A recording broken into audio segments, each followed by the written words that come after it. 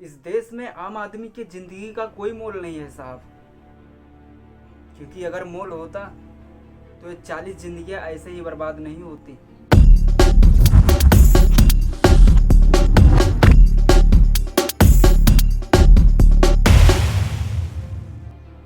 आपने पढ़ा होगा, सुना होगा, लेकिन कभी महसूस किया है 40 लाशें ऐसे बिखरी हुई पड़ी थी। उनके घरों में सिर्फ चीख पुकार की शून्यता रह गई है। और हम सब यहाँ क्रिकेट चैनल देखते हैं कि भारत जीतेगा या पाकिस्तान हारेगा। हम बात कर रहे हैं तमिलनाडु की एक रैली की, जहाँ पे पुलिस ने सिर्फ परमिशन दी थी 10,000 लोगों की, और वहाँ पे ठूस के भर दिया गया 60-70 हज़ार लोगों को। भीड़ बेकाबू हुई और भगदड़ मची। उस भगदड़ में 40 लोगों की मौत हो गई। और इंतजाम क्या था? शून्य, जीरो, सुरक्षा कुछ भी नहीं। ये हादसा ना भगदड़ थी न दुर्भाग्य थी। ये हादसा को सिर्फ और सिर्फ प्लान की गई साजिश थी। हाँ भाई साहब, ये सब साजिश थी, क्योंकि अगर साजिश ना होती तो ऐसे ही 40 जिंदगियां बेघर ना होती।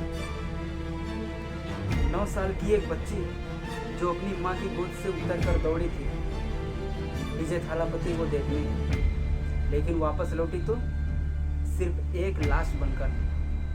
16 महिलाएं, माँ, बहनें, बेटियां, जिनका काम था अपने परिवार को संभालना, अपनी परिवारों को देखना। 10 बच्चे जिनके सपने खिलौनों से आगे नहीं बढ़े थे। ये आंकड़े नहीं साहब, चीखें हैं, चीखें उन बच्चों की। ये नेता, स्टार, मीडिया, पुलिस क्या पूछे जाएंगे इनसे?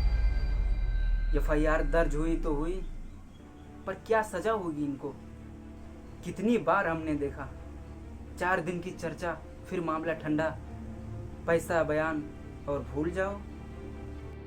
इस देश में नेता, स्टार, बिजनेसमैन, इनके घर से कोई नहीं मरता, तो फिर हमारी जानें इतनी क्यों सस्ती हैं?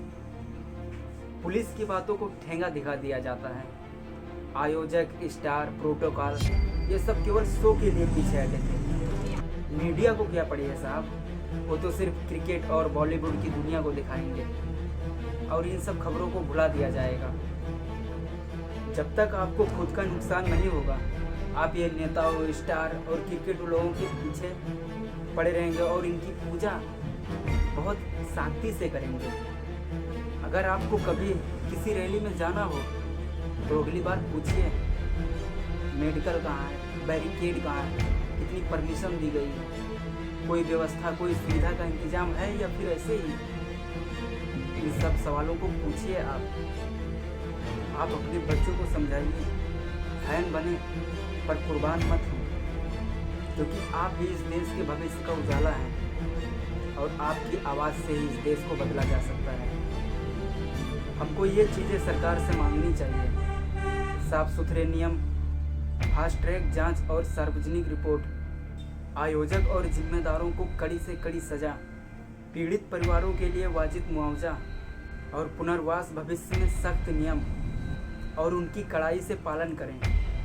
अगर हम ये नेताओं के बहकावे में आकर सड़कों पर ना उतरें, सड़कों पर बवाल ना मचाएं और इन नेताओं के पीछे ना भागें, तो शायद आज हम बच सकते थे।